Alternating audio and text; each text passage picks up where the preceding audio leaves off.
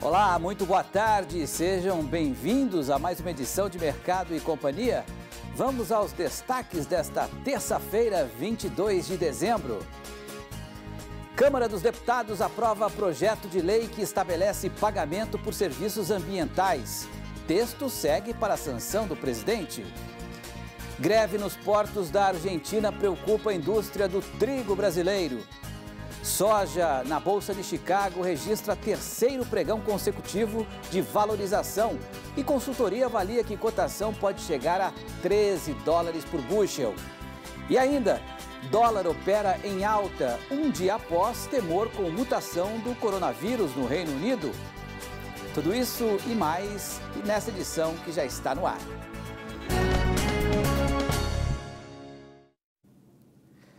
A Câmara dos Deputados aprovou ontem um projeto de lei que prevê pagamento em dinheiro ou não por serviços ambientais. A prioridade do auxílio vai ser para comunidades tradicionais, povos indígenas e agricultores familiares. Vamos até Brasília, onde a repórter Paola Cuenca tem mais informações ao vivo.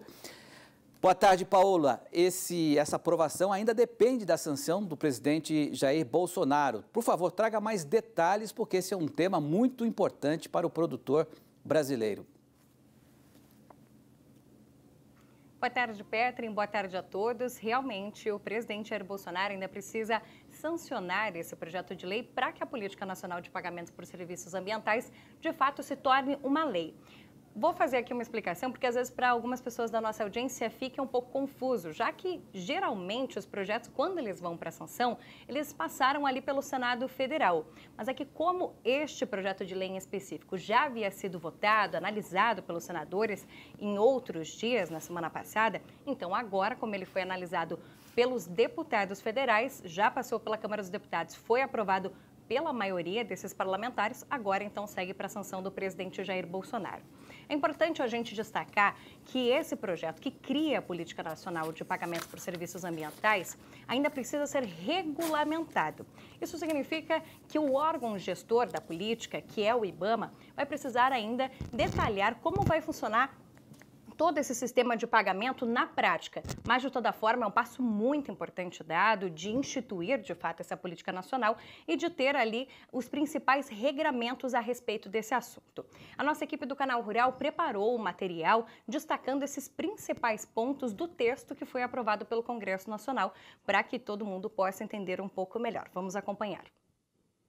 Em votação virtual no plenário da Câmara, os deputados aprovaram um projeto de lei que cria a Política Nacional de Pagamento por Serviços Ambientais. A proposta tem o objetivo de ajudar os produtores rurais, indígenas, quilombolas e comunidades tradicionais a conservar áreas de preservação. De acordo com o texto, o programa vai ter como foco as ações de manutenção, recuperação ou melhoria da cobertura vegetal em áreas consideradas prioritárias para a conservação. O pagamento pelos serviços vai ser feito com dinheiro ou não, por prestação de melhorias sociais a comunidades rurais e urbanas. Compensação vinculada a certificado de redução de emissões por desmatamento e degradação, por comodato, que é um tipo de empréstimo, títulos verdes e cota de reserva ambiental instituída pelo Código Florestal.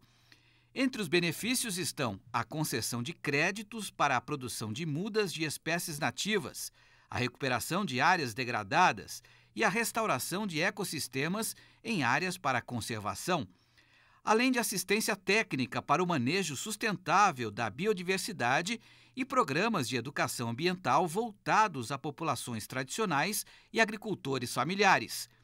Entre as áreas que podem ser usadas estão as cobertas com vegetação nativa, regiões sujeitas à restauração ecossistêmica, as unidades de conservação de proteção integral, terras indígenas e quilombolas, e áreas com restrição total ou parcial à pesca.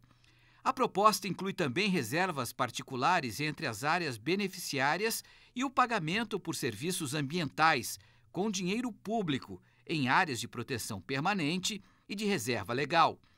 Para financiar o programa, o governo poderá captar recursos de pessoas físicas e empresas e buscar financiamento de agências de cooperação internacional. A política nacional vai ser gerida pelo Sistema Nacional do Meio Ambiente, que reúne órgãos da União, dos estados e dos municípios. Para participar, o interessado deverá assinar um contrato, se enquadrar em uma das ações definidas para o programa, comprovar uso ou ocupação regular do imóvel rural e, para os particulares, estar inscrito no Cadastro Ambiental Rural. O texto segue agora para a sanção do presidente Bolsonaro. É importante a gente destacar aqui, como já foi mostrado nesse material, que existe uma preferência para atender alguns tipos de comunidades, inclusive os agricultores familiares. Nesse texto também há o destaque de se haver uma preferência do governo firmar parcerias com cooperativas ou associações que também tenham esses agricultores familiares. Uma forma de fazer esse acordo com o poder público. Ainda existe ali uma parte deste texto que coloca que o poder público vai fornecer assistência técnica e capacitação para ajudar essas cooperativas, agricultores familiares a fazerem a valoração da área, toda a análise necessária para poder se inscrever de fato nesse serviço, nesse programa de pagamentos por serviços ambientais. A gente viu ali uma parte no material que fala sobre serviços de recuperação ecossistêmico. Os serviços ecossistêmicos, eles podem abranger atividades que são naturais, na verdade, da agricultura. Eu vou citar aqui alguns exemplos. Por exemplo, o serviço de provisão, que inclui o fornecimento de água e fornecimento de alimentos, que pode estar ligado à atividade da agricultura. Existem também os serviços de suporte, que podem ser a ciclagem de nutrientes, a manutenção ali da qualidade do solo ou até o controle de pragas. Outro serviço, que é o de regulação, que é o sequestro de carbono, também muito feito em todo o trabalho de qualidade da agricultura. Então, existem diversos trabalhos feitos pelos agricultores que já podem ser enquadrados nesse pagamento por serviços ambientais, assim como a agrofloresta, que é muito exercida por diversos agricultores familiares. Importante destacar que as áreas de preservação permanente e as reservas legais, que todos os produtores rurais já devem ter um contato, já são muito familiares com isso, podem também ser cadastradas para ficarem no serviço de pagamentos, por serviços ambientais, o que já era muito aguardado por diversos produtores, ter aquela faixa de reserva ali na sua propriedade em que ele pode receber para ter a manutenção daquele espaço. Como eu disse, diversas regulamentações, como vai ser feito esse pagamento, como vai ser feita a comprovação de que existe ali aquele local preservado, existe aquele serviço da agrofloresta, por exemplo, tudo isso ainda precisa ser regulamentado pelo órgão que vai gerir toda essa política. Mas, de fato, um passo muito importante dado agora é aguardar a sanção do presidente Jair Bolsonaro e esses outros desdobramentos que são chamados de infralegais, que ficam por normativas aqui dentro do governo, para que a gente consiga ver, de fato, todo esse sistema funcionando na prática. Exatamente, você tocou num assunto muito importante, né? Para que a gente consiga transformar esse tema que, na teoria, é fantástico, que aconteça realmente na prática, né? Essa regulamentação tem que ser muito bem fundamentada, porque senão esse dinheiro que virá certamente da comunidade até internacional, porque todo mundo quer o bem da Amazônia, né? A preservação da Amazônia, esse dinheiro tem que chegar para aqueles que realmente preservam o meio ambiente, preservam a sua área. Obrigado, Paula, pelas suas informações. Até amanhã. Já dura 2 semanas a greve de trabalhadores por aumento salarial nos portos da Argentina. Segundo o jornal Valor Econômico, mais de 100 navios estão aguardando para carregar produtos agrícolas para exportação no país. E o movimento já afeta as exportações do país vizinho. A situação da greve no país vizinho preocupa a indústria de trigo brasileiro, porque navios de alguns moinhos aqui no país que fazem a importação de trigo nesta época do ano aguardam o fim da greve. Quem dá mais informações é o presidente da Abre Trigo, o embaixador Rubens Barbosa. Boa tarde, embaixador. Está me ouvindo bem? Boa tarde, sim, estou ouvindo bem. Pois é, o senhor tem conversado aí com a embaixada, qual é a situação nesse momento? Afinal, são 100 navios parados lá no Porto da Argentina? Olha, nós estamos em contato com Itamaraty, com a embaixada, porque alguns moinhos têm navios chegando aos portos da Argentina. Todos os portos estão afetados lá. Então, essa notícia do jornal da Reuters hoje, sobre esses 100 navios, deve ser correta, porque desde o dia 9 eles estão em greve lá, e, segundo nos informa a embaixada, não há, até ontem, pelo menos à noite, quando eu falei com eles, não havia nenhuma perspectiva de melhoria dessa situação. Quer dizer, o impasse em torno do aumento dos salários continua. Agora, a gente sabe que o Brasil importa um grande volume de trigo da Argentina, depende desse abastecimento. O que o senhor pode falar em relação ao impacto que isso vai causar no abastecimento a curto prazo do trigo argentino aqui no Brasil?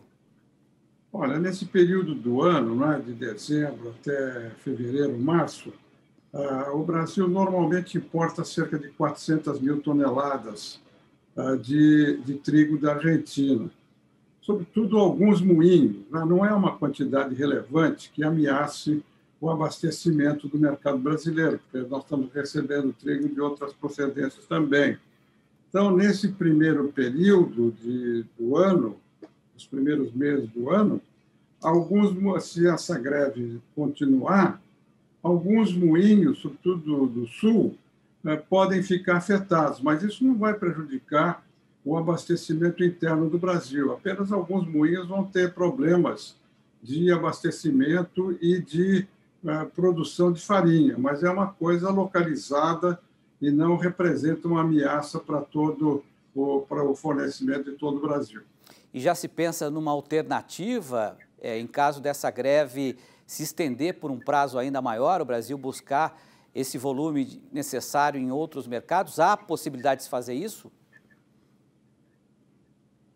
Olha, primeiro eu acho que essa greve não vai ficar indefinidamente, porque os interesses da Argentina, sobretudo na soja, né, que é a grande exportação da Argentina, estão sendo afetados também. Então, eu acho que essa greve não vai continuar indefinidamente. Segundo, o Brasil, como eu disse, tem outras fontes de suprimento e o resto do Brasil, no norte, no nordeste, no centro-sul, recebe trigo de procedências diferentes, né? Da Rússia, dos Estados Unidos, sobretudo, e isso não está afetado, inclusive porque, como eu disse, a compra nesses primeiros meses é concentrada na Argentina somente das 400 mil toneladas, não representa uma grande parte do que o Brasil importa. O Brasil importa quase 6 milhões, isso é menos de 10% do que o Brasil importa. Então, eu não acredito que haja uma dificuldade maior, porque a situação vai se normalizar e o Brasil tem outras fontes de suprimento. Se for necessário, nós temos até uma quantidade adicional de 750 mil toneladas que entram sem tarifa externa comum de outras procedências. No ano passado, essa cota inteira foi preenchida. Esse é um compromisso do Brasil no antigo GATT, né, na Organização Mundial de Comércio. Começou a valer o ano passado, esse ano vale também.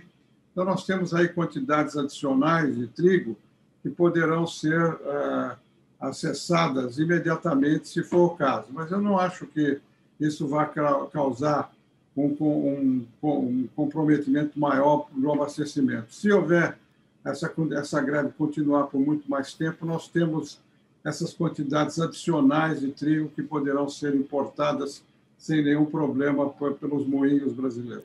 Tá certo. Rubens Barbosa, que é o presidente da Abitrigo, obrigado pela sua participação aqui no Mercado e Companhia. Um ótimo Natal e que esses votos sejam estendidos aí para todos os produtores de trigo do Brasil. Obrigado, senhor Rubens.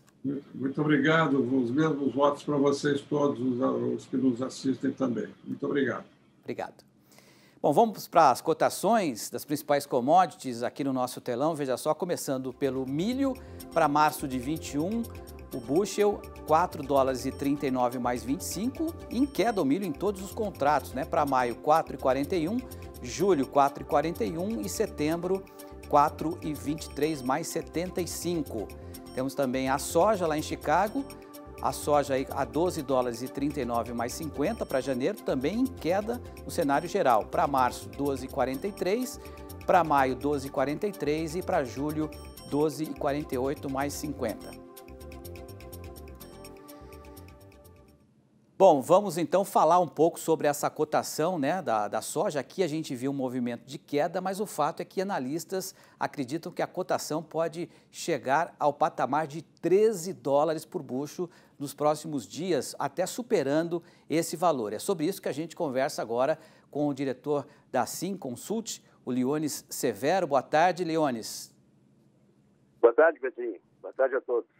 Pois é, a gente disse na manchete, né, dessa perspectiva de $13 por bushel, e você me dizia aqui, antes da gente entrar no ar, que essa é uma projeção até meio modesta, que esse patamar pode subir ainda mais. A gente acabou de apresentar aqui no nosso quadro, né, todos os cenários em queda da soja. Então, você como especialista, nos dê agora informações por que você acredita nessa valorização da soja superando os $13 por bushel nos próximos dias, Leones. Pedrinho, o seguinte, não existe soja no mundo capaz de derrubar os preços de Chicago, né? Estados Unidos já vendeu 90% da soja, o Brasil já esgotou a safra desse ano, já vendeu 65% da safra do próximo ano, quer dizer, não existe produto físico para ser negociado no mercado capaz de ter influência, impacto negativo na Bolsa de Chicago. O que acontece? Vai acontecer que os mercados consumidores que não podem comprar o produto vão comprar Chicago, e é uma garantia de preço. Isso já está acontecendo. A outra coisa é que os estímulos de expansão monetária que aconteceu em vários países, isso também promove a inflação. E a recorrência para eliminar a inflação é exatamente investir em commodities agrícolas como o mundo está fazendo. Então a corrida vai ser essa, não tem vendedor de soja porque não existe no mundo, tem uma carência estupenda, tem um déficit estupendo no mundo de soja física, os Estados Unidos já nasce com uma safra também deficitária de cerca de 10 milhões de toneladas, o Brasil tem problemas, a Argentina também. Só pode acontecer isso através de um racionamento, e o racionamento consiste em que o preço da soja suba tanto que destrua a margem das indústrias, porque a soja não tem valor intrínseco, ela tem o valor dos seus subprodutos. Então, o primeiro impacto que deve acontecer para o racionamento é exatamente na margem industrial, tanto dos Estados Unidos como do Brasil ou de qualquer outro lugar. O difícil é conceber isso, porque a China, naturalmente, tem margem boa e vai ser muito difícil. Então, os preços devem escalar novas altas, passar dos 13 e talvez se dirigir para os maiores da história. Bom, a gente acabou de mostrar aqui também, no mercado de companhia, a greve na Argentina, impedindo que o transporte de cargas e os navios parados nos portos, né, que essa movimentação possa acontecer. O mercado também está de olho nisso. Isso tem algum impacto aqui no Brasil ou isso no cenário internacional é pouco representativo, Leones? É muito representativo porque a Argentina é o maior exportador mundial de farelo de soja e de óleo de soja. Então, como ela está negando o produto, a oferta para alguns países, vão ter que se rebuscar nos Estados Unidos e no Brasil. O Brasil não tem mais, os Estados Unidos tem muito pouco, já tem um déficit também.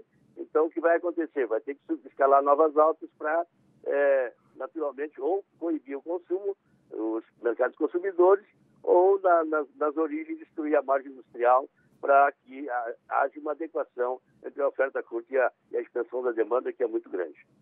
Você falou agora há pouco em relação a esse preço, que esse preço é significativo, né? A previsão de um preço futuro está mais baseado no interesse dos investidores do que propriamente dos consumidores.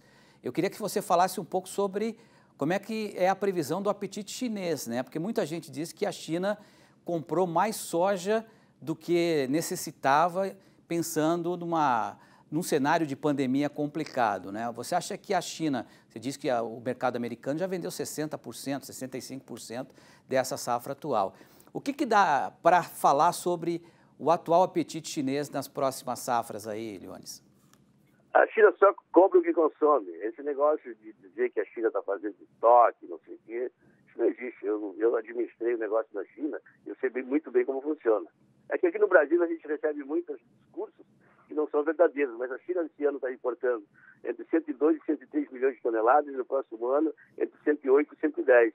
A expansão é imensa, a expansão do consumo chinês, até porque houve pandemia e isso depois da pandemia sempre detona um processo de demanda extremamente elevado, isso já aconteceu no passado, e também a pandemia também resultou na eliminação de alguns algumas proteínas que os chineses consumiam, que eram de animais silvestres, aves vivas, animais exóticos. Isso detonou, isso houve uma substituição para outras proteínas, e é isso que o mundo está enfrentando.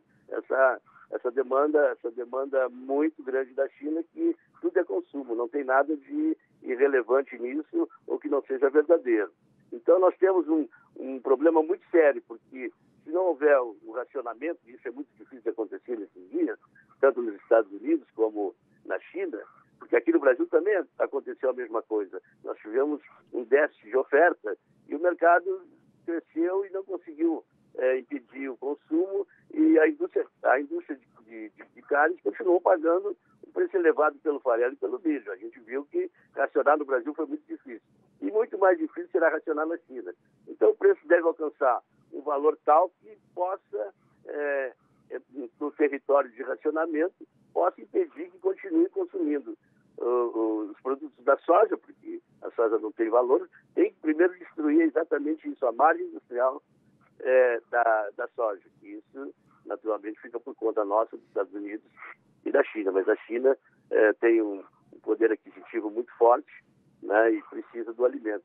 E o Brasil e os Estados Unidos estão comprometidos com esse produto também, porque eles também têm uma grande demanda por carnes e eles precisam tanto do milho como do farelo de soja.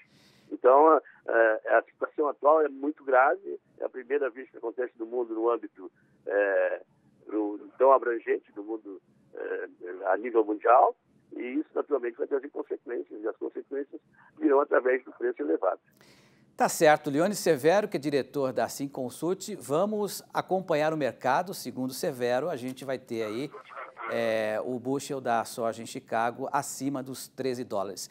Um ótimo Natal para você, Leones, e um ótimo 2021 também. Obrigado mais uma vez pela sua participação aqui no Mercado e Companhia.